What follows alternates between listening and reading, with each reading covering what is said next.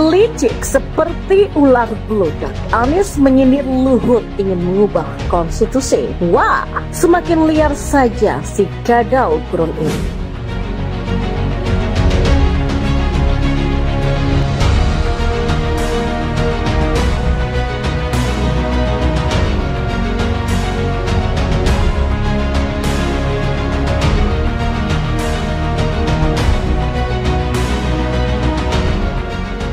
Entah dibisikin hantu blau siapa, tiba-tiba Anies Baswedan menyindir Luhut yang pernah menyampaikan mekanisme perubahan pemilu 2024 berdasarkan big data berupa dukungan dari mayoritas rakyat Indonesia. Memang dulu pernah Luhut menyampaikan wacana perpanjangan masa tugas Presiden Jokowi berdasarkan big data. Tapi itu sifatnya hanya sounding saja terkait data yang dipegangnya, bukan suatu keharusan toh. Luhut saat itu menyampaikan bahwa dari big data yang dipegangnya kira-kira menggrab 110 juta, baik itu dari Facebook, Twitter, dan segala macam. Apakah penyampaian Luhut saat itu salah dan tak boleh? Saat itu Luhut hanya menyampaikan data masyarakat yang ingin pemilu 2024 ditunda dan ingin Presiden Jokowi 3 periode. Bukan memaksa, pokoknya nggak mau tahu Presiden Jokowi harus 3 periode sampai proyek IKN selesai. Selain itu, wacana itu sudah di-close kok. Sudah tidak dibicarakan dan diperdebatkan lagi. Karena Presiden Jokowi juga sudah tegas menolak menjabat 3 periode. Memang licik, manusia provokator tukang adu domba keturunan imigran Yaman satu itu. Orang ini patut diwaspadai taktik pola provokasinya. Jauh lebih licin dari ular beludak yang bermandikan oli. Padahal, sindirannya itu terlihat reluctant dan missing the point, alias salah kaprah, alias ngaco belo. Kenapa? Sebab narasi konstitusi yang ingin diubah itu bukan hal yang terlarang dan substansial. Bisa dirubah dan diamandemen sesuai dengan dinamika perkembangan zaman.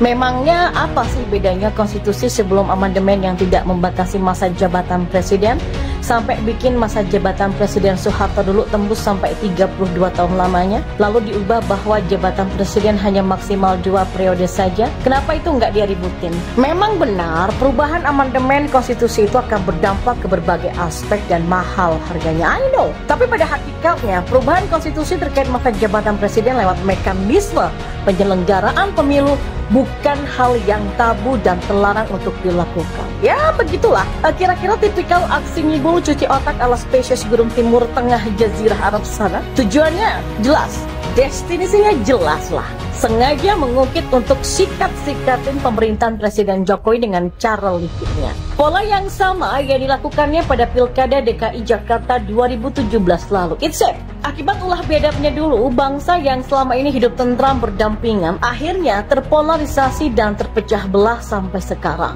Dengan menyentil Luhut, Anies ingin membius alam bawah sadar masyarakat dan cuci otak mereka untuk membenci legitimasi pemerintahan Presiden Jokowi. Tipikal provokator tengik pemecah belah Nusantara. Sentilannya itu seolah-olah PDIP dan pemerintahan Presiden Jokowi mainnya kasar dengan terang-terangan ingin mengubah konstitusi penyelenggaraan pemilu 2024 sampai proyek IKN kelar dan tidak diganggu-gugat oleh Presiden selanjutnya. Seolah-olah menuduh pemerintah Presiden Jokowi juga ikut bermain di belakang layar untuk mengubah konstitusi terkait keputusan pengadilan negeri yang menuduh pemilu hingga 2025 mendatang agar proyek IKN beres dulu sampai kelar dan tuntas baru boleh ganti presiden. Kan ngaco namanya. Tujuan utamanya jelas agar dia berhasil meraih mimpinya di siang bolong itu untuk menjadi presiden di Republik Indonesia, bumi Nusantara ini. Jujur saja, hingga detik ini saya masih tidak habis pikir kok bisa-bisanya ya keturunan imigran Yaman yang sangat ambisius sekali ingin jadi presiden di negara Pancasila yang berbasis Bhinneka Tunggal Ika ini. Lalu dengan aksi pemain watak, Anies mengatakan dia nggak pernah bayangkan ada pejabat inti negara yang mengajak masyarakat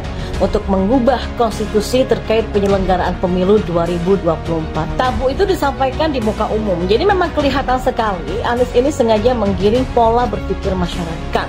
Seolah-olah pemerintahan Presiden Jokowi itu haus kekuasaan. Ini orang mulutnya memang berbisa, benar-benar sadis. Dengan segala gimmick yang dibuat-buat, Anies mengajak seluruh rakyat Indonesia untuk berani melawan dan menolak keras perubahan konstitusi demi menjunjung tinggi sistem demokrasi dan semangat reformasi 1998. Anies Baswedan ingin rakyat Indonesia menyelamatkan semangat reformasi Karena katanya kalau nggak dilawan, maka demokrasi di negara ini akan rusak. Ya insya Allah tuh ke depan bangsa ini akan jauh lebih baik. Enak aja bawa-bawa nama rakyat segala. Rakyat yang mana?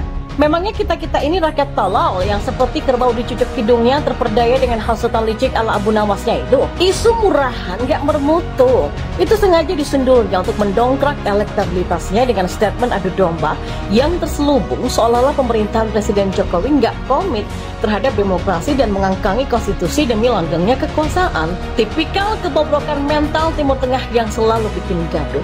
Padahal, once again, sekali lagi, saya ulangi, perubahan atau amandemen konstitusi ini bukan hal yang tabu dan terlarang. Amandemen konstitusi merupakan hal yang wajar manakala ada yang menyuarakan perubahannya untuk disesuaikan dengan dinamika perkembangan zaman. Yang sama sekali tidak boleh dirubah itu pembukaan Undang-Undang Dasar 45.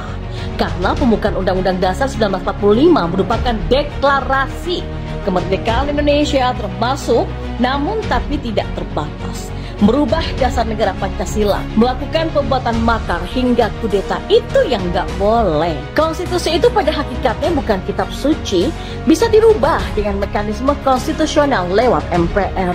Bukankah konstitusi yang saat ini negara jalani adalah hasil amandemen untuk yang kesekian kalinya? Mana ada hukum buatan manusia berlaku mutlak sampai akhir zaman. Ya harus banyak belajar lagi si Anies Baswedan PA ini dan para begundal-begundal Nasdun pembisiknya itu. Sok cerdas tapi bego. Diakui atau tidak oleh Anies pribadi, kita semua melihat bahwa seorang Anies Baswedan sangat terobsesi dengan sosok Presiden Jokowi. Oke, kata obsesi saya pakai untuk memperhalus kata dendam dan sakit hati. Karena Presiden Jokowi tak pernah menerangkan dan menjelaskan mengapa dirinya mencopot Anies Baswedan sebagai Menteri Pendidikan Republik Indonesia. Kebungkaman Presiden atas pencopotannya ini ibarat melempar bola liar hingga kemudian masyarakat yang penasaran menyebarkan dugaan-dugaan yang menjadi alasan Anies dicopot begitu saja dari kabinet Jokowi. Entah dibisikin hantu blau siapa, tiba-tiba Anies Baswedan menyindir Luhut yang pernah menyampaikan mekanisme perubahan pemilu 2024 berdasarkan big data berupa dukungan dari mayoritas rakyat Indonesia. Memang dulu pernah Luhut menyampaikan wacana perpanjangan masa tugas Presiden Jokowi berdasarkan big data. Tapi itu sifatnya hanya sounding saja terkait data yang dipegangnya, bukan suatu keharusan toh. Luhut saat itu menyampaikan bahwa dari big data yang dipegangnya kira-kira menggrab 110 juta, baik itu dari Facebook, Twitter, dan segala macam. Apakah penyampaian Luhut saat itu salah dan tak boleh? Saat itu Luhut hanya menyampaikan data masyarakat yang ingin pemilu 2024 ditunda dan ingin Presiden Jokowi 3 periode.